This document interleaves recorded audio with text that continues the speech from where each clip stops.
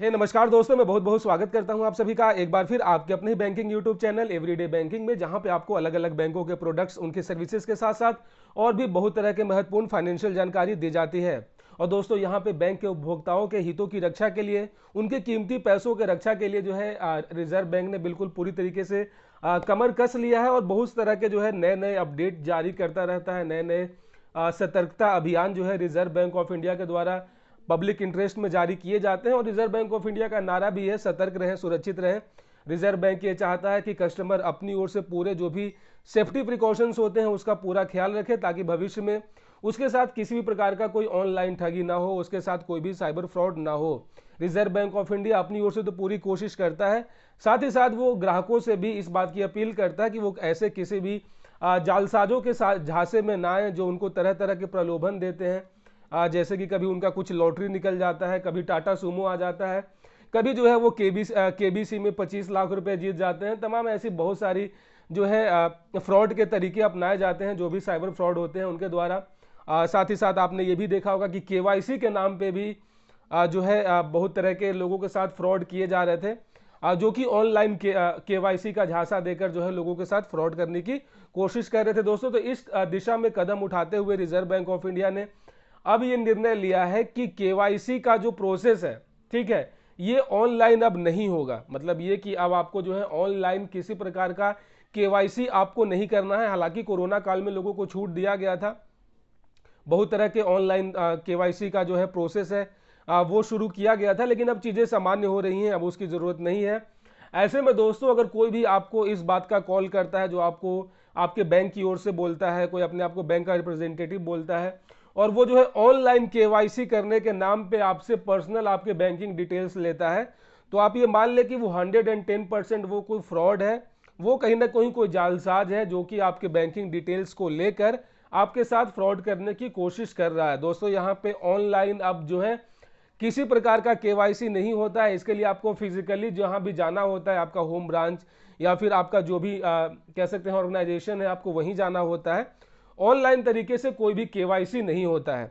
और ये जो बात रही दूसरी, जो ये समय समय पे जो इनाम निकलते हैं केवीसी में, या फिर जो भी और तरह के जो इनाम निकलते हैं, ये भी सभी फ्रॉड होते हैं। इससे आपको हमेशा बचना है। आज के डेट में कोई किसी को 1 रुपया मुफ्त का नहीं देता है, ऐसे में कोई आपको 25 लाख रुपए क्यों देगा, ठीक है।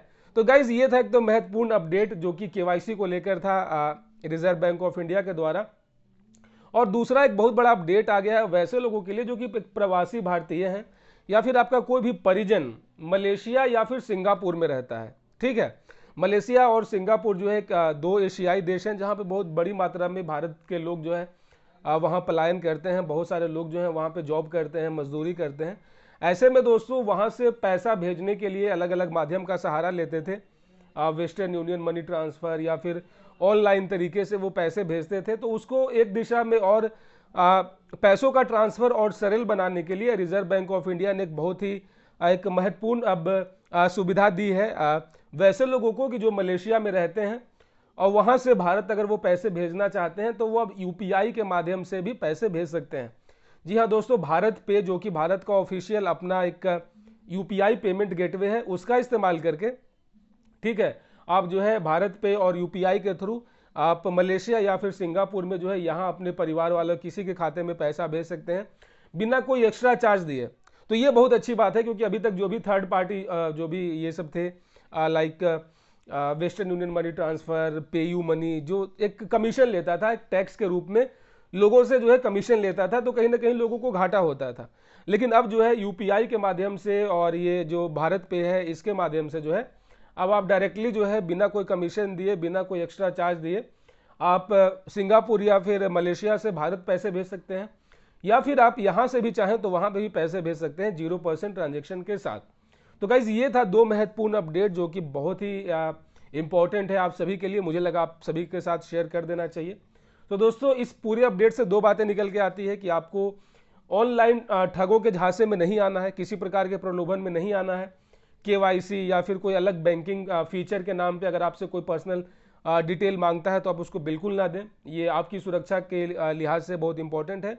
और दूसरा, अगर आप मलेशिया या फिर सिंगापुर से पैसे मंगवाना चाहते हैं या भेजना चाहते हैं, तो अब चीज़ें सरल हो चुकी हैं और बहुत ही आसानी से जो है आप पैसों का आदान प्रदान कर सकते हैं।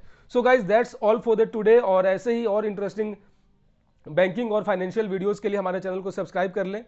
चैनल पे पहली बार आए हैं तो नोटिफिकेशन बेल भी ऑन कर देना, ताकि अगली बार जब मैं इससे ज़्यादा कोई और इंटरेस्टिंग वीडियो लेकर आऊँ तो आप उसे मिस ना कर सकें। तब तक रखिए अपना बहुत सारा ख्याल, मिलते हैं फिर किसी और वीडियो में। जय हिंद।